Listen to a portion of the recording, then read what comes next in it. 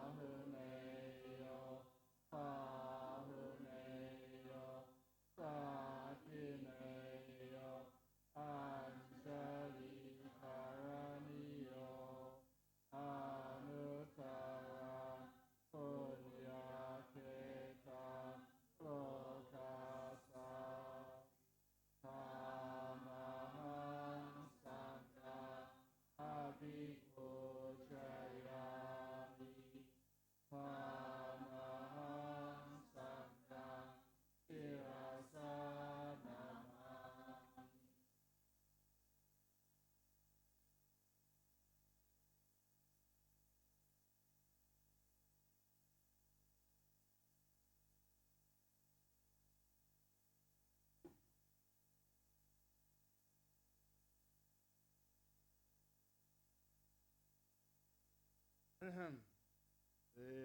is what should be done by one who is skilled in goodness and who knows the path of peace.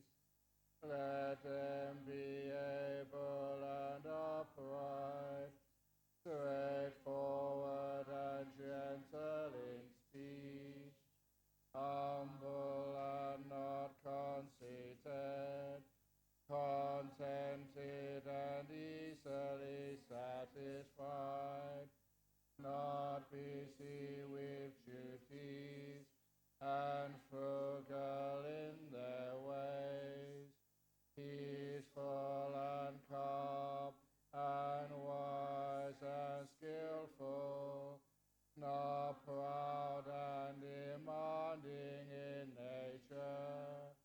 Let them not do the slightest thing that the wise would later reprove, wishing in gladness and in safety. May all beings be happy.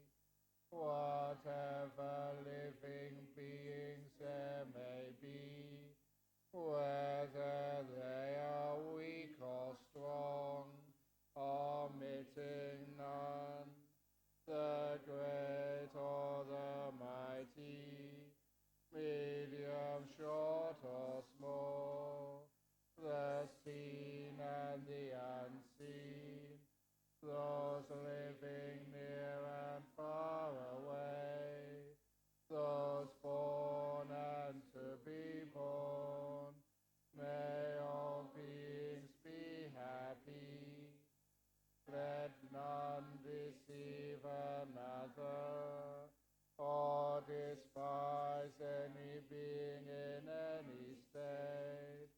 Let none through anger or ill will wish harm upon another, even as a mother protects with her life her child, her only child, so with a boundless heart should one cherish all living beings, radiating kindness over the entire world, spreading upwards to the skies and downwards to the depths, outwards and unbounded, freed from hatred and ill will,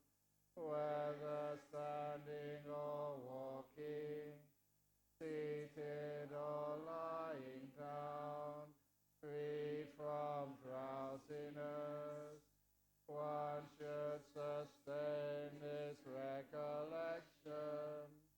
This is said to be the sublime abiding, by not holding to false views, the pure-hearted one, having clarity of vision, being free from all sense desires, is not born again into this world.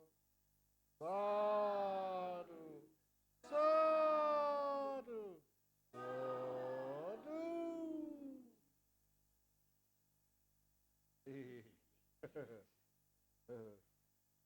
Okay. Now we have the basket case questions.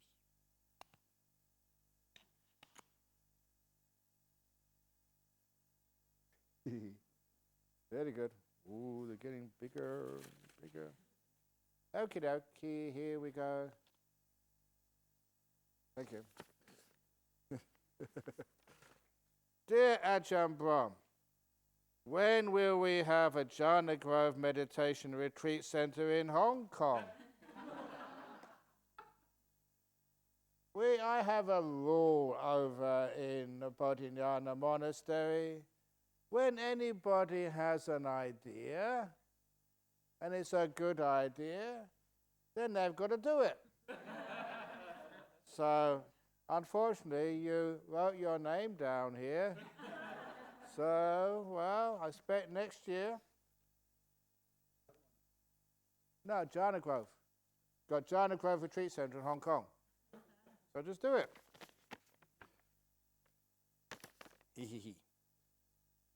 But anyway, if you go to Hong Kong, there's lots of islands there. So just go do it. I'd like to believe that what we do affects little on our future. At most, things are mentally formed.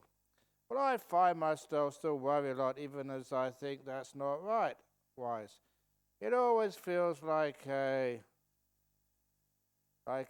second second nature to worry.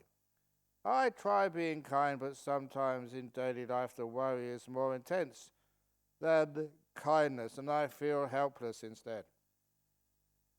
Or it's calm for a few moments and it's back to old habits. Any advice on this, please? Oh, that sometimes we just got into the worry of habit. We've got into the habit of worrying. So what to do? Get a worry book, a bit of paper, and when you have a worry about something which is going to go terribly wrong, write it down. And at the end of the week or the month, see if you can count how many times that what you worried might happen actually did happen.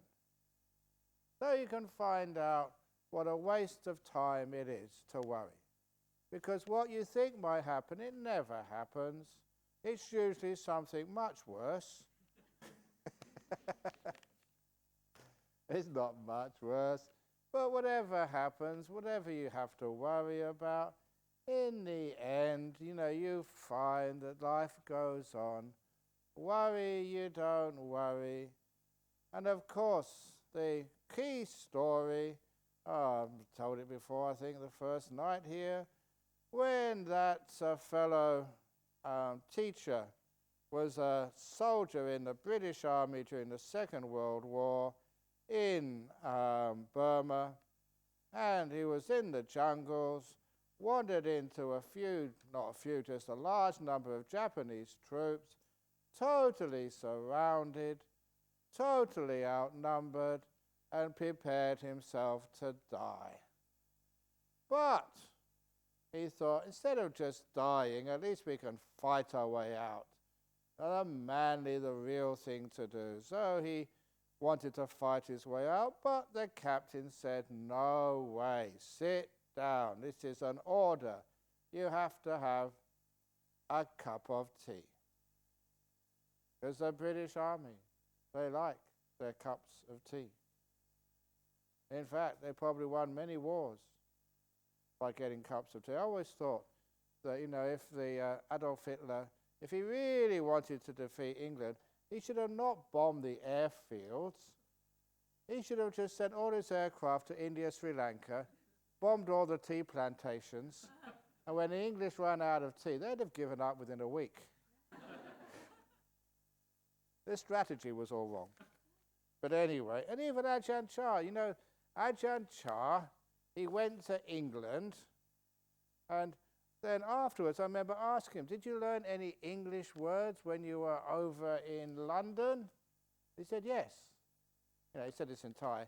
He only learned one English word. You know what it was? Cup of tea. Cup of tea. Have a cup of tea. Cup of tea. But anyway, so the British Army, they had to sit down and make a cup of tea. How can you do that when you're in the jungle about to die? This is war. Not messing around. This means business. But they thought, okay, well, I'm going to have a cup of tea.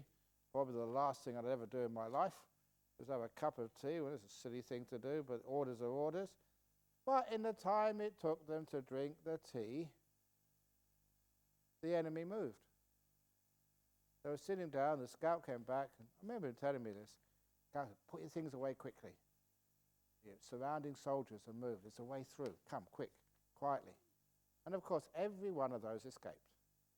Every one of those soldiers. Which is why he could tell me the story years later.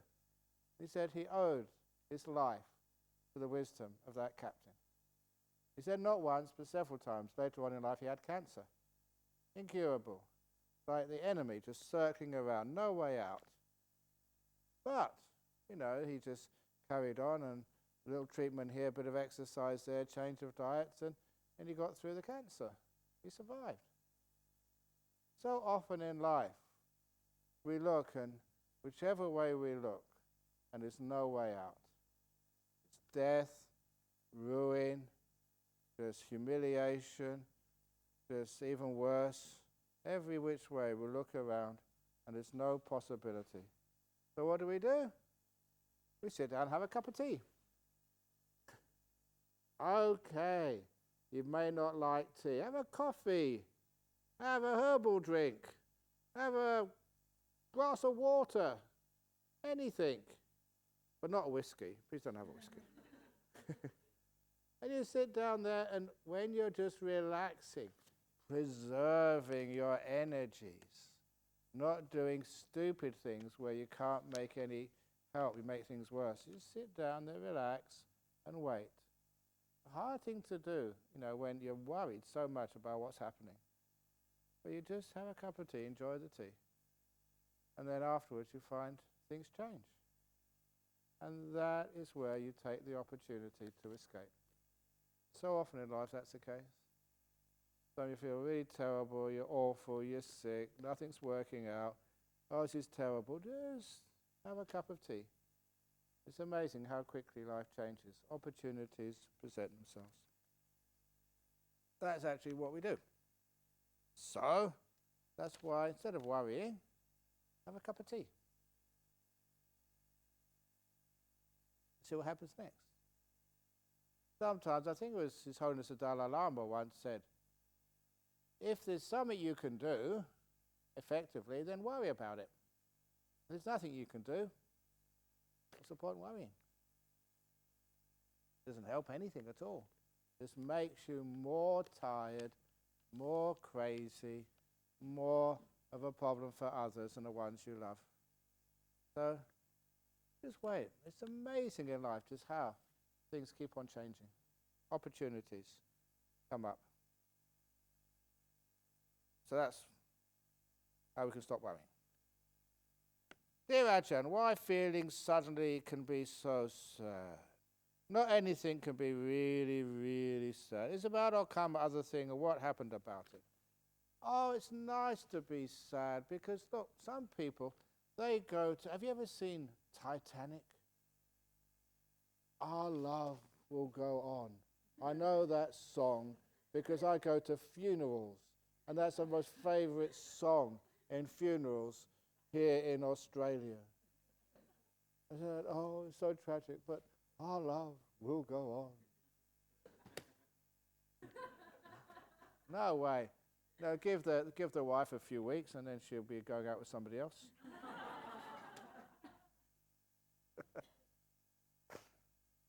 Our love will go on. Anyway, can be so sad, and sometimes life is sad. So if it's really sad, enjoy it. Have your sad day. We have sad days once a week. It's called Saturday. Saturday? That was a joke. Saturday. Some people say, oh, why do we have Mother's Day, we have Father's Day. Why can't we have Children's Day? We do. Once a week. Sunday. Really unfair for the girls. You'd have Daughter Day as well to make it fair. Just have Sunday. Mother's Day, Father's Day, and Sunday. 52 weeks a year, crikey. Anyway, find if it's so sad. Yeah, you can check it. No, what day is today? It's not Saturday, is it? Okay, so it's not Saturday. So why you feel suddenly so sad? It is, just enjoy sadness. If you do get sad, you can go and see the cooks. Oh, I feel very sad today. Oh, really, poor thing. What can I get you? I'm going to feel so sad. Oh, see what there's in the kitchen. What would you like to eat? If you're really sad, you get so many benefits from being sad. So many advantages. If you're happy, you don't need anything. So it's nice to be sad from time to time. And you get sympathy from other people. Even the poor teddy bear, I'm sad, and the teddy bear, never mind, Ajahn Brahm.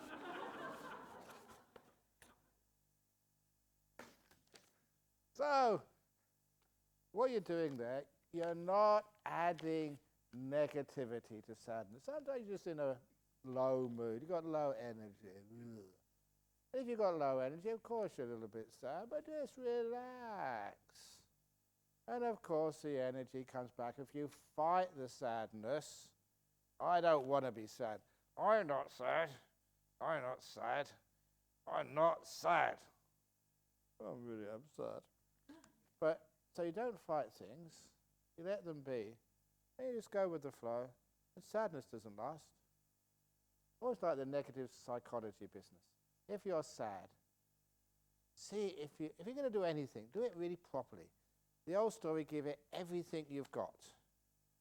So if you're going to be sad, really go for it. So drink lots of water, to fill up, just like dogs do before they go touring around the neighborhood, and because they mark their territory. Fill it all up so you've got lots of liquid inside you, then really go into being sad. But it's also the case, I don't know if it's with you, but here in this hall about 3 years ago, there was an Australian guy, maybe in his 40s, and he was meditating and he started crying. He was overcome with sadness and he did not know why. And he so sad and his tears started coming back. This is really weird, I don't cry. So he came to see him in interviews. He said, what's going on, Ajahn Brahm? So I asked him, an Australian guy, I said, when was the last time you cried? It was like the light bulb moment. He got very quiet and said, I was about 11 or 12. My daddy told me that Australian boys don't cry. I said, mate, you've got a lot of crying to catch up with. About 30 years worth. And he was sitting in here, he was crying so many times, he'd open his eyes, he'd be crying during the meditation. That's what he was doing, just, catching up. And he wasn't embarrassed at all. Because I told him, I said, look, sometimes people suppress their tears and now he's letting it out. And I think he was a single man. He was so popular with all the girls afterwards. So if any of you guys are looking for a partner, get some cry going, real crying. Oh, you poor thing. Oh, do you want to come home for a cup of coffee? Oh. I shouldn't tell you these tricks. How does Max know these tricks? I know psychology. So anyway, sometimes you're sad because, you didn't have time to cry when you really should have been crying. You just let it come out. Sometimes that's during the meditation. That might be the cause here, just suppress sadness and now in a safe place where you're relaxed, you can do your crying. Dear Ajahn Brahm, I feel somewhat ambivalent about the past ambivalent about the past life regression therapy, which you mentioned. And it's not only about the expense, it's not that expensive to find out, because if you get into your past lives, and then you remember your past, you can remember where you put all the treasure. You can dig it up again and find out. You make a lot of money out of that, remember past lives, find out what happened. Wouldn't it be nice to remember your past life, maybe in Dallas in 1961 or 2, you can find out who killed JFK. And you say, I was there. You can write a good book about past lives. It can be really interesting about your past lives, about the expense. But there was, sometimes you do remember your past lives. Be careful, don't tell too many people about it. Because there was this one case of, because I know this gentleman, he was a TV personality when I was a young man in England, Roy Hudd. Mahadi. And he used to work, I think they were contracted to the ITV, not the BBC. And anyway, so he was really quite popular, what they would call like a household name, sort of in the 60s, maybe early 70s. But he never made it big, but people would recognize him, a very funny man. But one evening he was performing at a theatre in London, and he wrote this article about what happened, that there was a new one-way system through London, and he got just totally lost. He couldn't find his way, his usual route back home. And getting lost, in a part of London he didn't usually go to, going this street, that street, he turned a corner in one of the streets, and he had this electrifying experience, the goosebumps all over, hairs on the back of his head, because he could remember this street from his previous life. Just everything just flooded back, because the streets in London, the architecture looks pretty much the same. They're not really allowed to change the facade of the building. They can just renovate inside and modernize, turn it into flats, but the outside is pretty much as it was. And so he can remember the street. And in London, if a famous person lived there, a reasonably well-known person, they put a little blue circle. And Sir Alexander Fleming just discovered penicillin here. I remember that. It's just outside Paddington Station. Or this was King Charles II's mistress, lived here. That's it, just outside Russell Square. And they have all these signs of who lived where. This is where Sir Winston Churchill lived. They have all these blue signs because it's fascinating. People know the history, and they can go touring around, and had one of the signs outside his house. And I don't know why I knew this person, but as soon as I read the story, I said, I know that fellow. It was a man, it was a music hall entertainer in the Edwardian times, 1910, 1920, around that time. Maybe I got it a bit wrong, just the turn of the 19th century, that's 1905 or something. And it was probably the most famous music hall entertainer ever, a gentleman called Dan, that's D-A-N, Leno, L-E-N-O. And he was really popular. And this guy, Roy Hudd, said that was me. And he knew everything about this gentleman, and he knocked on the house, on the door, and of course the occupants opened. I said, oh, Roy Hudd, what are you doing here? Because they saw him on the TV, they knew him. He said, I used to live here, I was Dan Leno. And they were just, really surprised. But, because he was a person they knew from the TV, they invited him inside, and he took them on a tour around their house, where it was before, and how it was before, and the renovations, and it was absolutely accurate. He had all this information about this guy, Dan Leno, because he was him before. And he wrote an article, and I remember reading that article. But I never knew afterwards what happened to this Roy Hudd. The head of that ITV was a very devout Catholic, and as soon as he saw the article in the newspaper, Roy Hudd got the sack. Said, I don't believe in reincarnation, it can't happen. So he lost his career. But he did write a number of books on the life of Dan Leno. He became the authority on him. And people knew the reason why, because he could fill in many gaps, because that was who he was before. But it was lost his career because of that. You can actually look him up in the Wikipedia or something. Roy Hudd, very easy to type in. It's only 7 letters, R-O-Y and H-U-D-D. You can see all of the stuff which he wrote on Dan Leno, because he was Dan Leno before. It's fascinating. So, sometimes he was an entertainer in his previous life. He was an entertainer in his present life. I think he might be still alive. He may have died. I'm not sure. But whatever, he wasn't quite up to the same. degree of popularity as in his life as Danlina.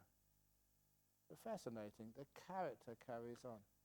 And all he needed was just some trigger. Getting lost, wondering, goodness, I remember this street. All the memories flooding back. Fascinating story. And also shows you don't get anything out of this. In fact, sometimes you lose status in your career. But nevertheless, it's the truth. You understand why things are happening. So, what if I found out that in my past life I was Pol Pot, Joseph Stalin, or the like? Very unlikely. Most people, actually to get someone who's reasonably famous is very rare. Most people, you're Mr. Joe Smith who lives around the corner. Not Joseph Stalin or the like. Would I responsible be culpable? Not at all.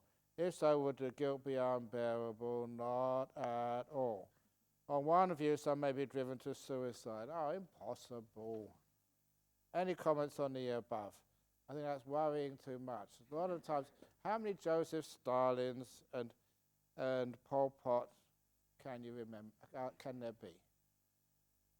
So most people are just ordinary people. Although, I don't mind telling interesting stories about reincarnation, rebirth.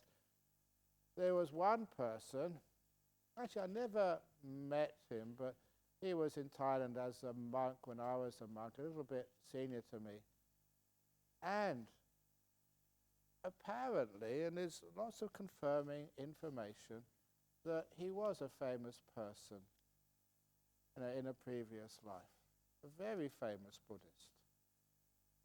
And that was, I don't say this unless there was some really good arguments for this. It was Emperor Ashoka. And the current, just died a few years ago, he was Ajahn Lee Dhammadhara, one of the forest monks, disciple of Ajahn Mun, who built a monastery called Asokarama in Samut Pragan, south of Thailand. And apparently, I don't mind saying these things now because he's dead, a lot of his disciples sort of led on that he was Ashoka in the previous life. And you might say, well, yeah, but this was a very, very powerful monk. And also, one of the weirdest things, and this is in this Ajahn Lee Dhammadhara's museum, and it was attested to by many people, he was actually giving a talk in Ubon, Ajahn Chah's backyard, but not in Ajahn Chah's monastery. He was giving a talk in one of the big temples there, and from the roof, a medallion fell down from nowhere. Not like a medallion with a Buddha on it, a medallion with an image of Emperor Ashoka. Ancient, with a form. They check it with the other forms over in India. And it was how that came to Thailand. It fell from a roof right in front of him. It's now in this museum. That was really spooky and freaky. Because that was a very famous person in Buddhist history. And it does seem to be there's many people, many can't really tell who they are, really say that was Emperor Ashoka. Got reborn. It's very, very rare to find famous people. Most of the time you're just ordinary people. So you won't find yourself to be Pol Pot. You won't find yourself, you can't be, because when did Pol Pot die? Pol Pot died it's not that long ago, it was about 20, 30 years ago. So that's one thing you can tick off, you're not Pol Pot. Joseph Stalin, when did he die? That must have been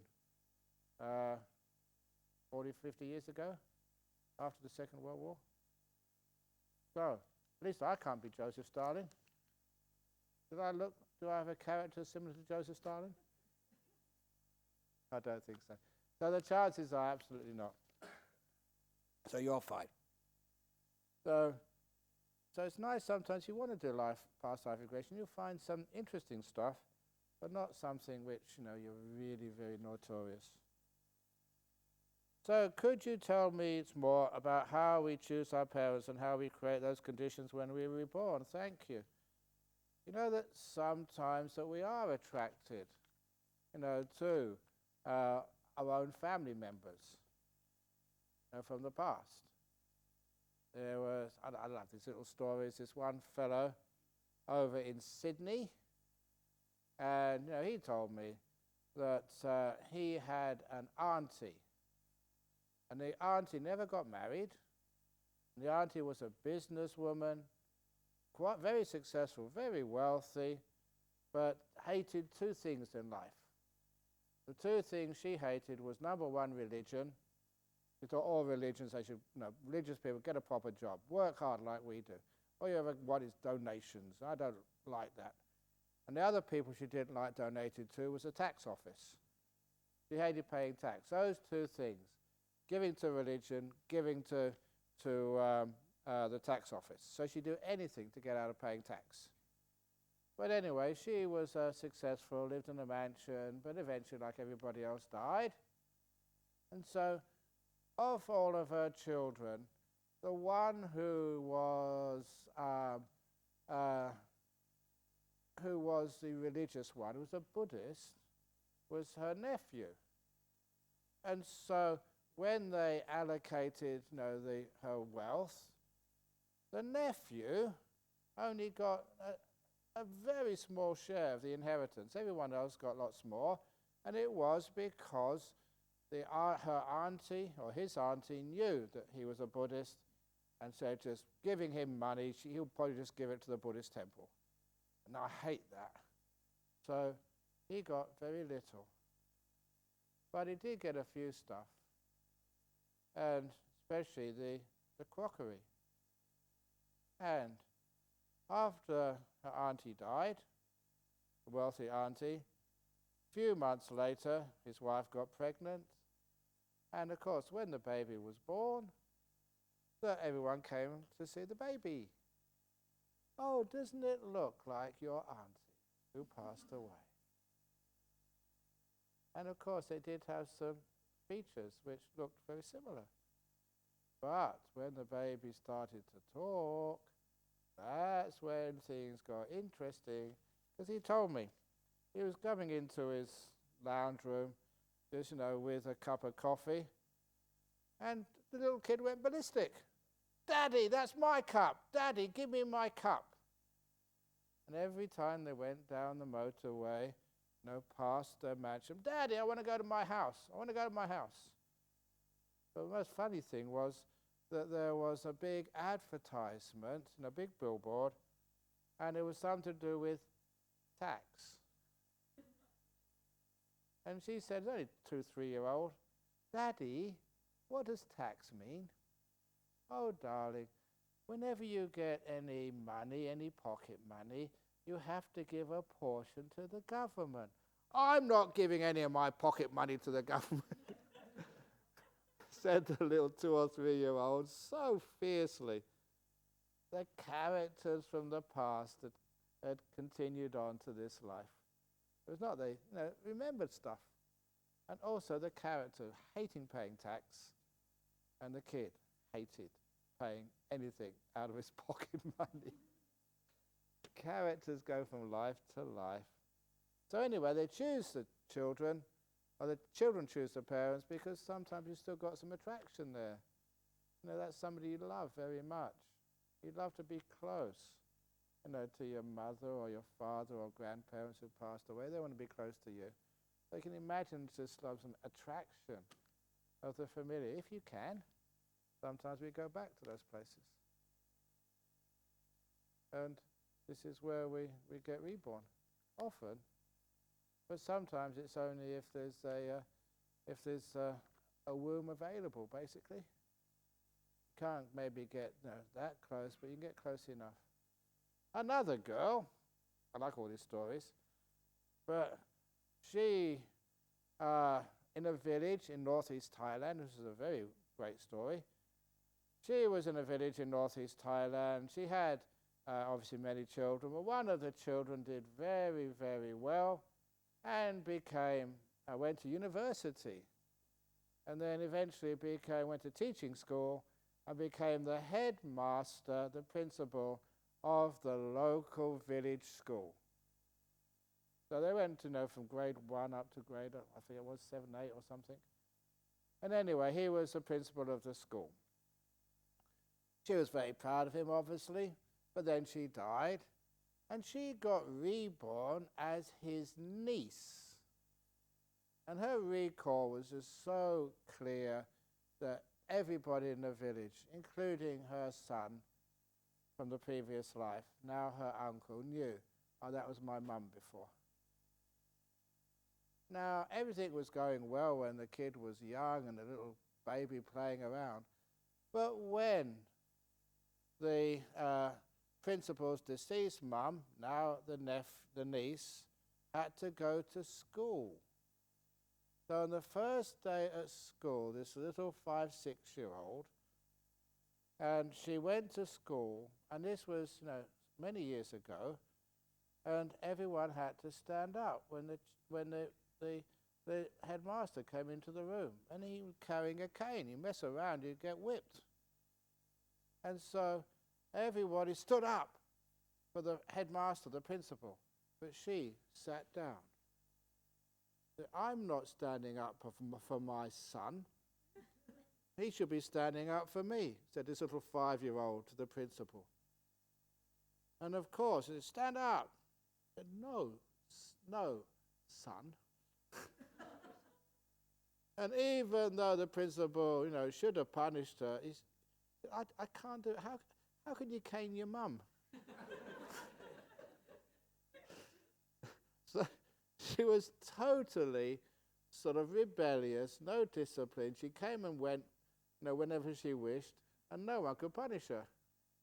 She didn't learn very much at school. She had a wonderful time, because, how can you punish or even put in detention, your mum, even though she's only 6 years of age? So it does make things very complicated. And that was a true story, this lady who just told us all these stories. Dear Ajahns, today topic on salt baby. Kindly explain the difference between salt baby, that one, wanting and indulgence, chocolate kid. How do we identify what you really need? So the salt baby was a little kid who just had this need for salt because it wasn't metabolizing it, and when people thought salt is bad, and they just hid the salt, and the baby died. A rare disease, obviously. But for a little kid that age, sometimes they just don't know sort of desire or craving or lust. This is just something automatic. And so there is something in us, which is, sometimes, like when I said I wanted some salt because I was just had gone through diarrhea, and I didn't know about what you're supposed to do when you had diarrhea. I didn't know basic first aid. I just drank water, but then I needed salt. I just knew that, and so you just took some more salt. And so there's a lot of time, a lot of wisdom in our body, to know what to do when. And so a lot of times that inherent wisdom, but if it is just out of desire, you should be able to know the desire, what you really want, you need. This only just comes, you just indulge in salt because, you're dehydrated, or just you're lacking your body salts. But other times you be sensitive, and it's not indulgence, just you feel, this is weird, I feel I need to have a rest. Don't know what, but you find out afterwards some flus and viruses are going around, but you catch it earlier. Your body's sensitive enough to stop it. So actually to take, and also people, who was it? This other monk, he was a very good friend of mine. He was in the US Marines during the Vietnam War. He actually volunteered to get tougher. He was really a bad guy. He said he used to go around in gangs in New York with motorbike chains. He called it playing for keeps. And he volunteered to join the Marines and go to the US, go into the war to get tougher, to become more of a hoodlum. So he joined the Marines, and in a firefight somewhere, he was a radio operator. He told me one of his friends got hit in the foot.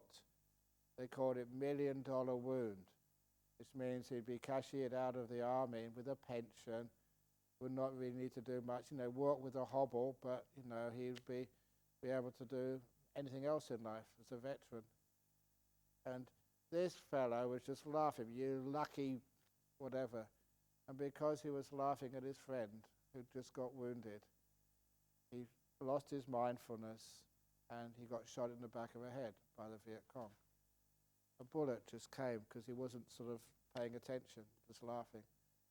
And this was, got to the helicopters, evacuated, and they were really tough, even the medics there, and they just told him, he said, that you had to take a lot of your brain out, and you're not going to be able to see anymore. You're going to be blind.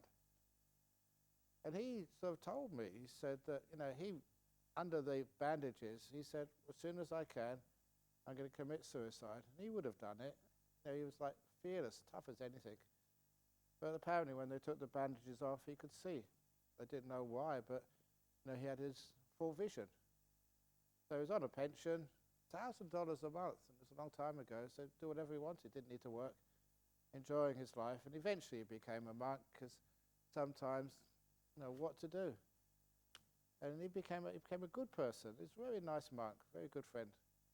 And trouble was, though, that he had epileptic fits because of the injury to his brain.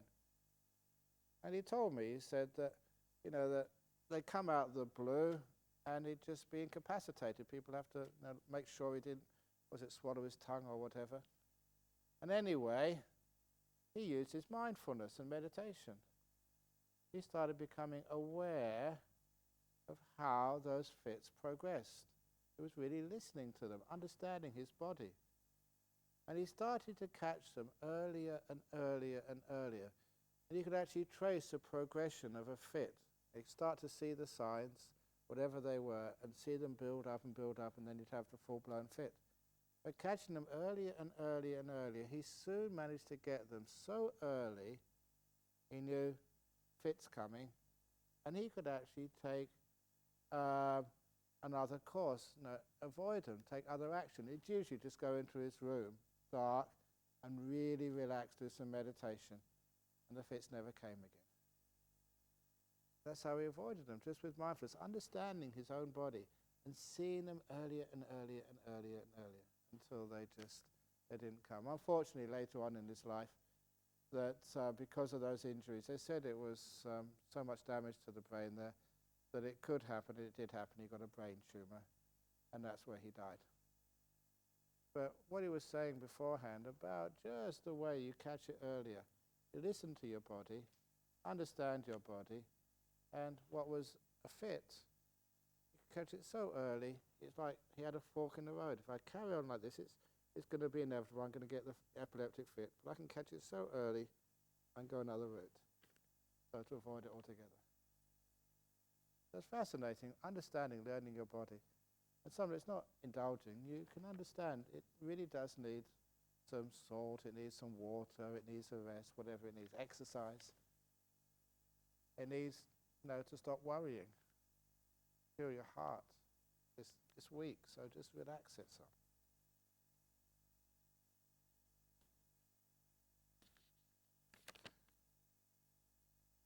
A question of urgency born of selfishness.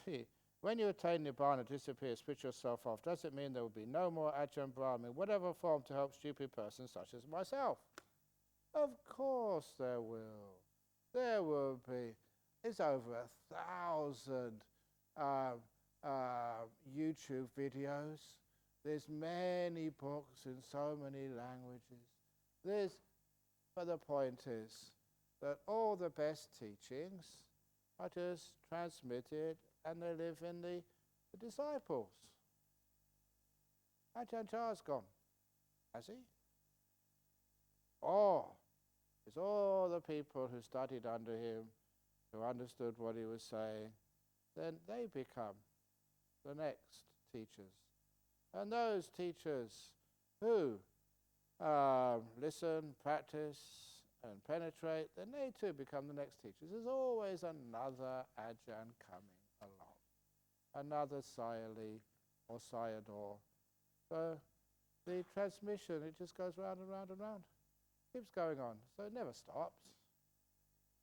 Maybe they don't tell stupid jokes, maybe much better jokes, I don't know. So you'll always be helped. I know the part about being left with teachings, but it is entirely different if there's an Ajahn Brahm alive in some form who can interact and who can make them come to life. Of course there are, there's heaps of them. Maybe, not the sort of ones which you're used to, they're a little bit different. But many people do like different types of food. Some like dumplings, some like mashed potatoes, some like spaghetti. Oh, that was the other sort of past life story which I didn't tell you. Really weird. What was this retreat last year, I think it was. Because a gentleman was actually at the retreat in Bangkok as well. It was just this retreat, I think, last year, that he had, I think it was the October retreat, he had this dream. Now we're talking about past lives, his meditation was going okay, and one of the weirdest dreams you could imagine. He dreamt that he was a strand of spaghetti. He was Italian by background. He dreamt that he was a strand of spaghetti. And then the next night, he had another weird dream. He dreamt he was a piece of ravioli. And then when he came to ask me, what does this mean? Am I hungry, or is it trying to tell me something, I'm not eating enough, or what? I said, it's obvious. First night you dreamt you were a piece of spaghetti, the next night you were a piece of ravioli. You're remembering your past lives.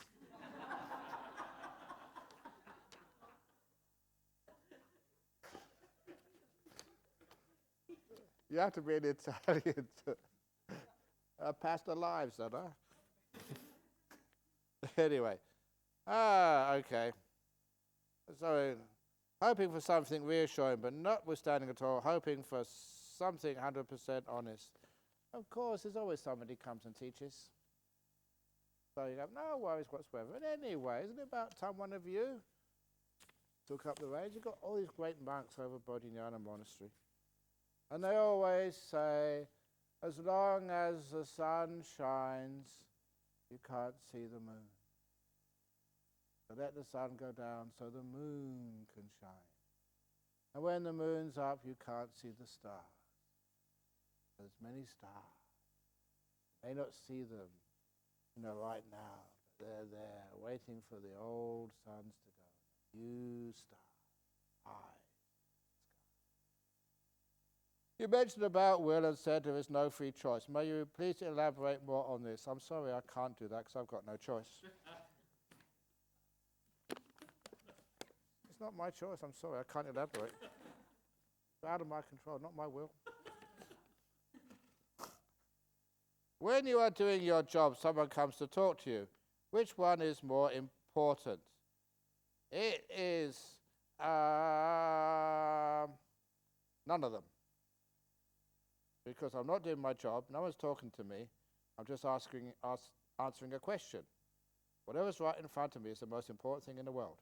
So what's more important is this blue piece of paper, which is the most important thing in the world.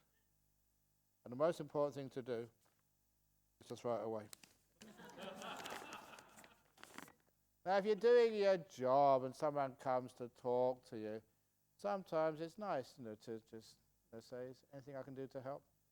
If you're busy doing your job, and someone comes to talk to you and says, I've got to focus on my job, I've got to focus on my job, I've got to focus on my job.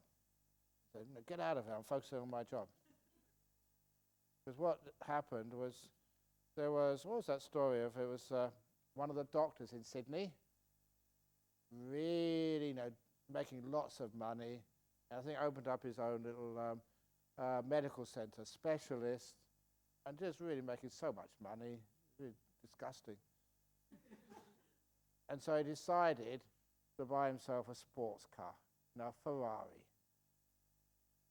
So he bought himself this really expensive, top-of-the-range Ferrari sports car. So he can really sort of, just enjoy having a real sports car. But of course, what can you do with a big sports car like that? In the cities, traffic jams and speeding cops. So he went out into the countryside.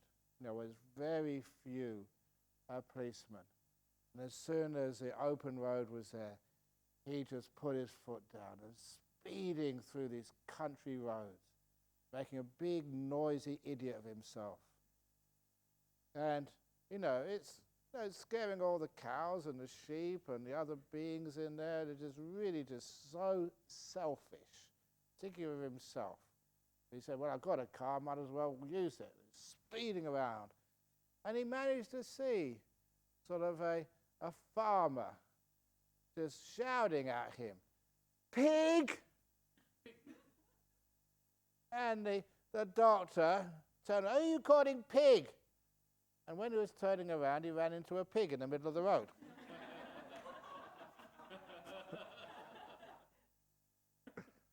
He thought it was saying that you are a pig for driving too fast and making a big noise in country roads and serenities. But he didn't mean that. He said, pig in the road.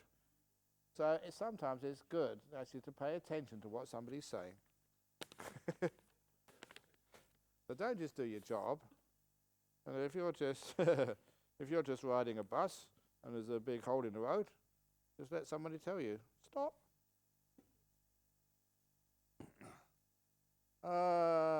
What's it? The other it's amazing just the sort of people doing cars these days. There was this woman, actually didn't know it was a woman, but this car was weaving all over the road. So a traffic cop saw this car weaving. It wasn't going fast, but it was just really erratic driving. So the traffic cop pulled up next to the car and just knocked on the window and pulled it down, just lower the window. And the person it's an old woman. An old woman was driving all over the place. And the reason why she was driving erratically, she was knitting while driving.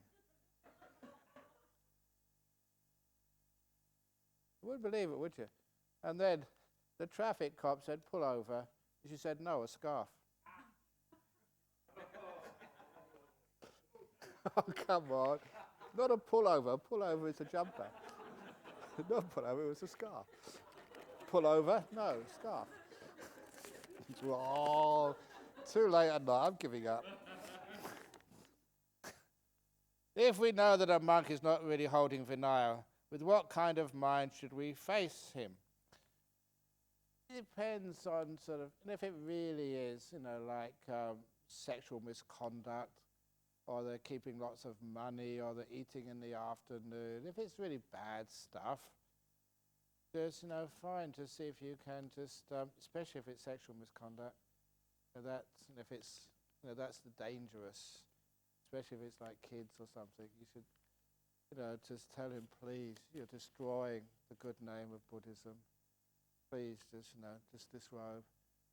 If you want to, have family, sexual relations, whatever, that's fine, but don't do it in monks' robes. Disrobe. Otherwise, you're making such bad karma. That's one of the nice things, which I always liked about, Theravada monks, that, you could leave at any time.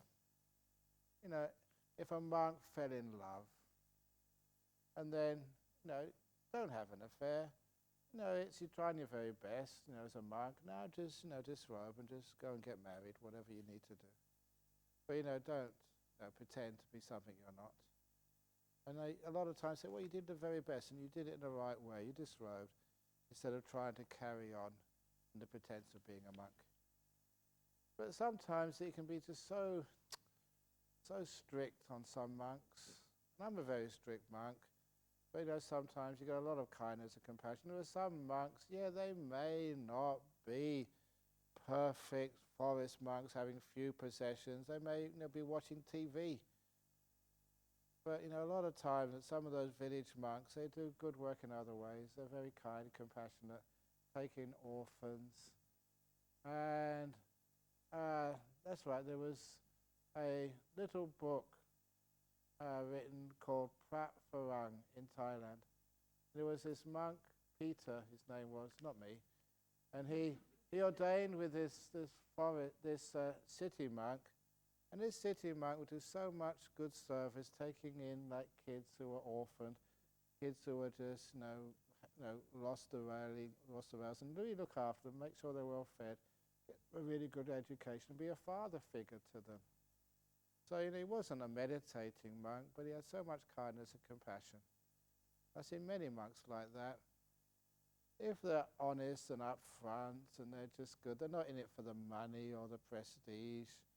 And some of those monks, the little monks in the villages, in the temples, they may not keep the rules like I keep them, but they do such a nice service. They're very grandfatherly. They're quite lovely. So, in the years that it's wonderful if you're a forest monk and you just keep your rules, you don't have money, and you live reasonably simply, and you serve a lot. It's wonderful to have that. But the monks who don't keep the rules, if it's really badly not keeping the rules, then they should leave.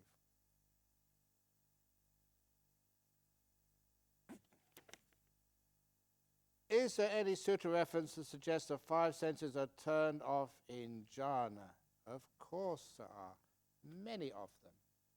One of them is they say that they call it the thorn or the arrow which can penetrate the first jhana. The only one which can is like sound.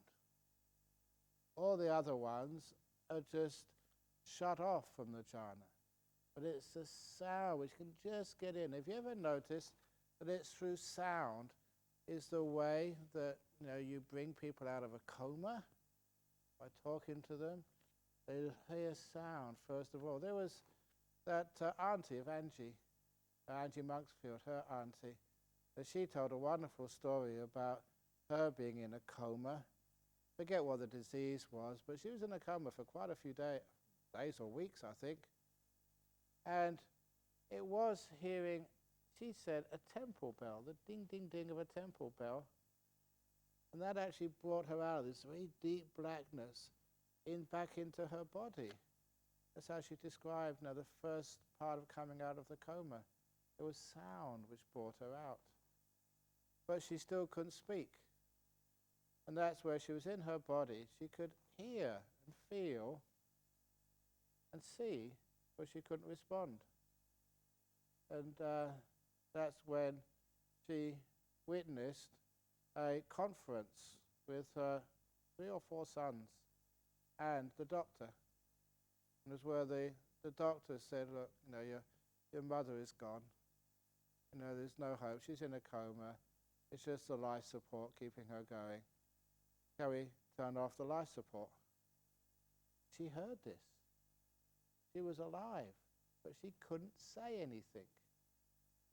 And so, the Chinese tradition, the eldest son had to make the decision. And so, the other 2 youngest sons, passing the buck, you decide. Oh, I can't, this is our mum. No, you decide. It's your job. So they didn't want to make a decision, so it was up to the eldest son. And the eldest son was thought for a moment, and all that time, the mum was just willing him.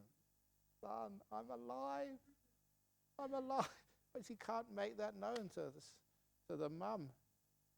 And then she was, imagine just not excitement, fear, but tension. You don't know what the outcome is going to be, and you can't influence it. It's like, the toss of a coin. It's like when you open up the letter, from the lottery, whether you won or not, whether you got the job or not, or you got the letter from the doctor with your biopsy report. This was life and death. What's my son going to do? He said, it's really on the edge. And the son said, give her another day. Thank you, son. And that's all she took. After another 24 hours, she could start moving her toes or something. And they realized that something was going on. And she made full recovery. It took a long time. Learning how to walk again, learning how to use her mouth and do stuff. Amazing little story, of what it was like. But what I remember, the reason I say this story now is the bell brings her out, sound. It's one of the reasons why you may be fast asleep. And the bell will take you out of your sleep more than anything else. Because that is our brain, our mind gets penetrated by sound. Maybe it's something which is evolved in us, the sound of the tiger coming up or the thief coming into the house. And I think also that somebody told me this, I'm not sure if it's true, but actually this was the Death and Dying conference and over in Singapore, and they were saying that just sometimes, how do you know if a person's dead or not? They can actually open up your eye and put the light in it, see if that moves, but they still do shouting in people's ears to find out if there's any response. Because that is what the Buddha kept on saying. This is the one sense which can actually get deep inside. And so that's when the sound can, not always. So that was one saying the sound is totally gone in the jhanas. And obviously you've got your eyes closed. Your body is just not feeling anything. That's one. And the other one is, obviously that's what it means. They call it vivichewa kamehi. Vivicha means like aloof, separated, and the awa is like intensified, totally apart from this thing called K-log AMA. Some people, it doesn't say this, they interpret it as sensory pleasures. It doesn't say that, it's just the five senses. So that's what we're apart from, totally apart from the five senses. And people who say sense pleasure, well, we know that jhanas is really pleasurable, so it can't be any of the senses because it's pleasurable and you're supposed to be apart from sensory pleasures at the least, but it means apart, separated from the five senses. That's what happens in the jhana. That's why people who get into jhanas, tap them on the shoulder, they can't feel it. Hey, lunch! You can't hear it. Can't feel anything. That's why it's such a beautiful release. But you're perfectly aware. But not of the outside, of the inside. There's many suttas. That's just one or two of them. Dear Ajahn, would you please give me some exercises to develop my letting go muscle? Oh, so you want homework? Okay, I'll give you homework, and please have the homework on my desk by tomorrow morning after breakfast. I used to be a teacher, I just can't do that anymore. The exercise to develop my letting go muscles. I'd like to start this new habit here while I'm on retreat outside the meditation center. Much gratitude. Okay, you want to do some starting the letting go muscles. So one of the ways to let go is that over in the kitchen we have got what's called a letting go box. The donation box. Let go. That's where you start. Number 2, letting go muscles. One thing, you can take a piece of paper like this and just do the line down the middle. On the left side, all of your terrible qualities, all your laziness, your bad breath, what else have you got? I can find out. Write them all down there. All the things you don't like yourself. On the other side, all the things you like about yourself, nice qualities. Know what you do? The left side, the bad things, they're the first to go in the bin. The right side, stay with the nice stuff for a little while. Let go of the bad stuff first of all. Then when you're happy, the right stuff too. Nothing left. Delete. It's called letting go. The other thing you can do for letting go, because we have seen many people with their iPhones around. You know why they're called iPhones? I for idiot. Sometimes they're called cell phones, and you've got bars on them. Have you got the message? Cells and bars. You're imprisoned by your cell phone. And you think the more bars I have, the more freedom I have. No, no roaming at all. You're imprisoned in bars. So that's the next thing to do, to let go. Turn off your mobile phone for the rest of the retreat. Turn it off. If you want to, you can actually hand it to me, and I'll give it back to you after the retreat is finished. Are you scared? It's important. My daughter, I've got the football. No, it's not important. So what you can do, before you hand it over to me, you can actually, anyone who's really important to you, you just tell them, if there's anything happens, they'll be offline. Please, just the telephone number of Jhana Grove, and it's 61, isn't it? It's the Australia, 895253314. They get a message coming in, and then we give you a mobile phone back, and you can make that message. But it means that you'll feel safe. You don't have to sort of answer your mobile phones. In fact, you can be free of it. Let it go. Challenging you. Can you do that? Is it possible for non-Buddhists to attain the stream winner? Of course it is, because sometimes they don't know who's a Buddhist, who's not a Buddhist. But non-Buddhist, Buddhist, as long as you practice the Eightfold Path, then it happens.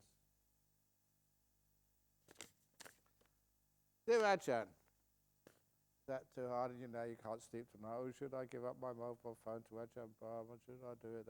You don't need to give me the password. I won't check up on what you've been up to. Dear Ajahn, you explain how to stop the mind chattering through a plastic bottle simile. I only got 50% of it. Can you kindly explain again? Okay, well, it's only got 50%. That's pretty good. So you only chatter half as much as you did before? You only got 50% of the... So what you did chattering is not chattering. This is about insight, innovation, seeing deeper than anyone else has seen before. So hold up something, what is it? After a while, you run out of labels. And when you run out of labels, you can still actually see more things, deeper things, things you've never seen before. That is where you get innovation from.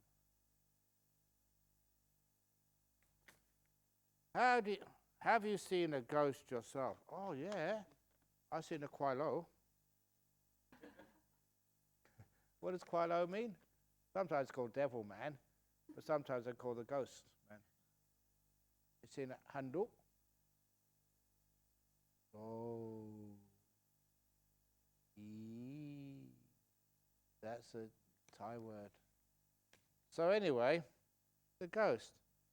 The floating mind or floating soul still can't get clarity of thought on this. Kindly enlighten us on this. If not important, please leave it. Because if I talk too much about ghosts, then people, they just sometimes can't go to sleep tonight. But don't worry, ghosts can be very helpful. There was the ghost who, that's why some of you know Bianca, who usually looks after the retreats when I do those retreats here.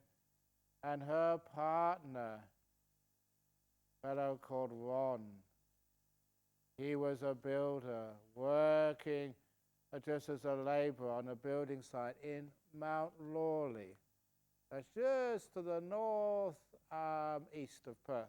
only very close, in a suburb, renovating an old house.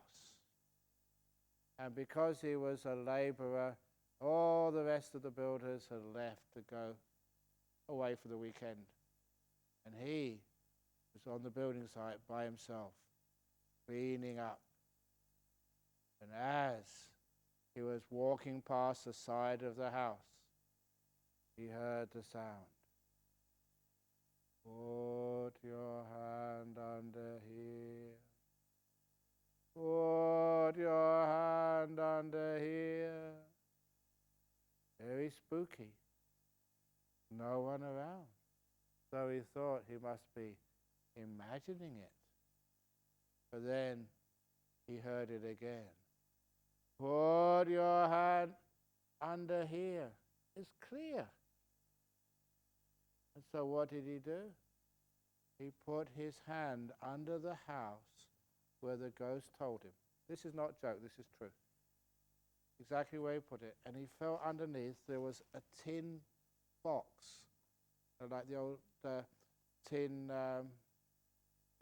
the cans, just with a lid on it. And he pulled it out from underneath the house, and it had thousands of dollars of cash inside. It was the previous owner had hid the money there, who didn't want to declare it to the tax office. And this fellow, was a very good, kind person, and the ghost decided, you should have the money. And so he took the money, and that's where he got the deposit for his first house in Perth. Because he wasn't afraid of ghosts. The ghosts were very good to him. So if it's in many old places in Hong Kong, there's many old places in Indonesia. So, and there's many people don't like paying taxes and hide their money under the house. So just the next time that happens, if you're going past a spooky part of Hong Kong and you hear the sound, put your hand under here. Please, put your hand underneath there. And of course, because you got the instructions from here, 10% has to go to Jhana growth. Commission. Come on. Business. Okay, anyway, oh my goodness. There's Ajahn, how does someone who has had deep depression approach meditation? What should they do when they get scared of their mind? Suggestions, please, with oodles of metta. Exactly. Give it with oodles of metta. Your mind, oodles of metta. And just have a bit of reassurance. Eventually, I hope I'm brainwashing you to realize there's nothing to fear, so you get a bit scared of your mind. Just be kind, just relax. Low energies. After a while, the energies come up. And the deep depressions disappear. So, if you have deep depression and you do some meditation, just be positive, be safe, and know that no matter how deep the depression is, it does pass. Always does. When the deep parts of depression, just make sure that you hang in there, and then you rise up. And once you are out of the depression, which people do, then always remember afterwards why. And it always passes. This too will pass. I've seen people gone through some terrible things in their life, and just really just wondered how they're going to sort of survive. But they do. Weeks, days, then afterwards they're happy again. Depression does not last. My father was having dementia and had lots of hallucinations. I wasn't sure if he can understand my brother's wife was pregnant, but he asked my brother if he can be his baby. Afterwards, he suddenly had a stroke and was passed away 10 days before my brother's baby was born. Is it possible that reincarnation can be happening in just 10 days? It's very unlikely, but it can happen, but it's unlikely. It usually takes much more than that. The baby's probably already in the womb, and so it can't be dislodged. but sometimes it does happen. It takes at least a couple of months as the consciousness has to enter into the woman's womb when the parent had sexual intercourse. No, it doesn't enter then. It's afterwards, when there's a viable baby in there. So, that's why in Thailand, they say that you can count. You have 20 years, 20 years minimum before you can become a monk. 20 years of age. And Stephen, you're one to ordain soon. Are you over 20? A few times over. So that's why usually, but there are some cases, they're rare. So what happens, it's almost like the person is about to give birth, and then the baby somehow dies or leaves, and sometimes, but the body is still viable. So a new stream of consciousness can go in there. That's very rare. I did this yesterday. What is the difference between wanting and will? Thanks. That one is part of the other. Dear Ajahn, do you get angry? Who wrote this? I'm going to find out who wrote this. That isn't. Anger doesn't get you anywhere. If you get angry and shouting at somebody, even if you're trying to play a game and just play a role, the person only sees the anger. They don't see why you're being angry. It doesn't work. For example, with novices in monastery, when things get done repeatedly in the wrong way, of course, they always get done the wrong way. They don't get the way I want them to do. I could do them much better myself. And so you say, get out of the way, I will do it. And then you get no rest at all. So instead, let people do it. Is it important that we get things done the right way, or that we have happy monks and novices in a monastery? Which is more important? People or things? To me, people are always more important than things. One of the sayings of Ajahn Chah, he told me, in his life, he'd built many monasteries. He'd only built a few monks. That's what he told me. I thought, people are more important than things. More important. So yeah, we try and get the dishes done cleanly, but not so people can't stay in this place. We want to make sure that people are respectful of one another, they're quiet, but not to the point that that you have to blackball some people and say you can't come and stay here.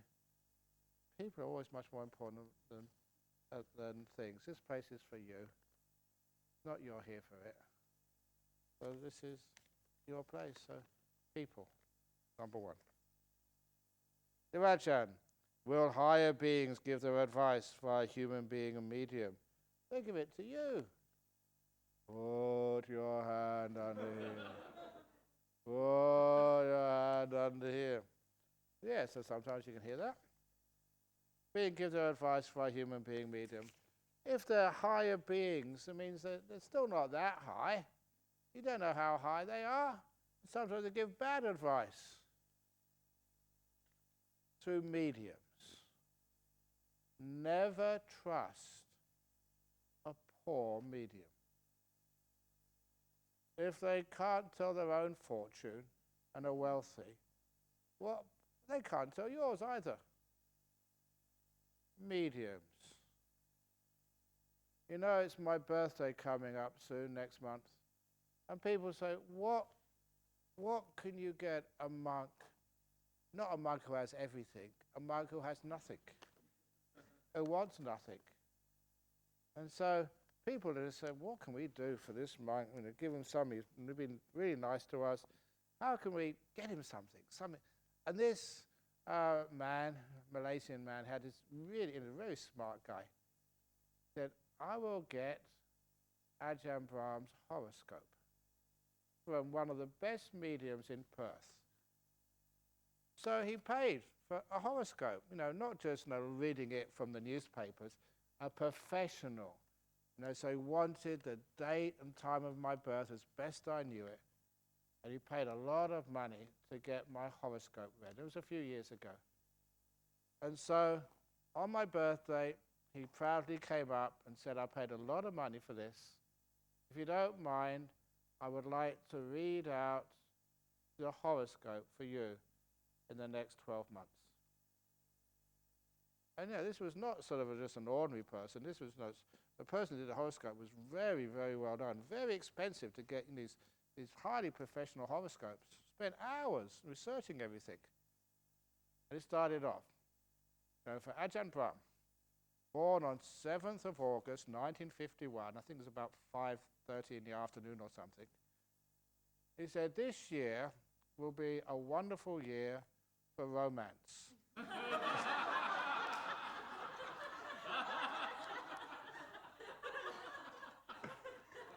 And that was the end of any belief I had in horoscopes. And obviously it didn't work out. I'm still a monk.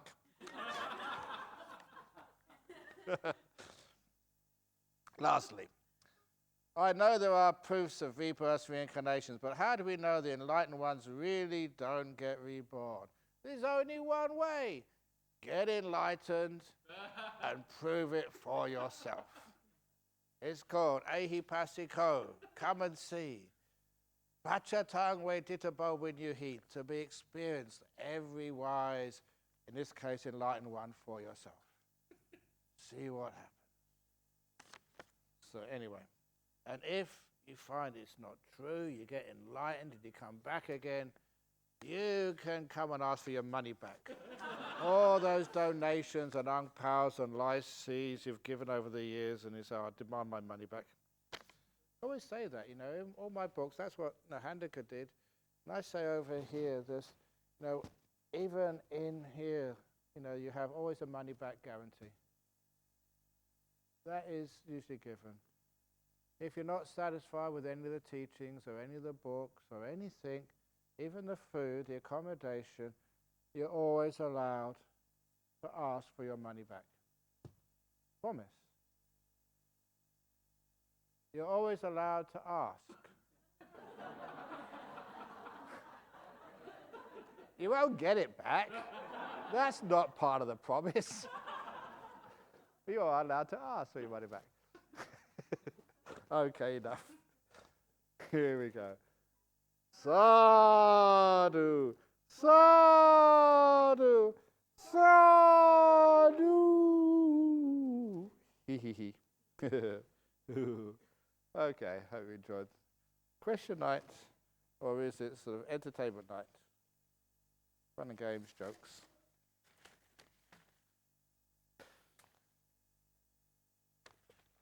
Hopefully at least you go to bed with a nice smile on your face.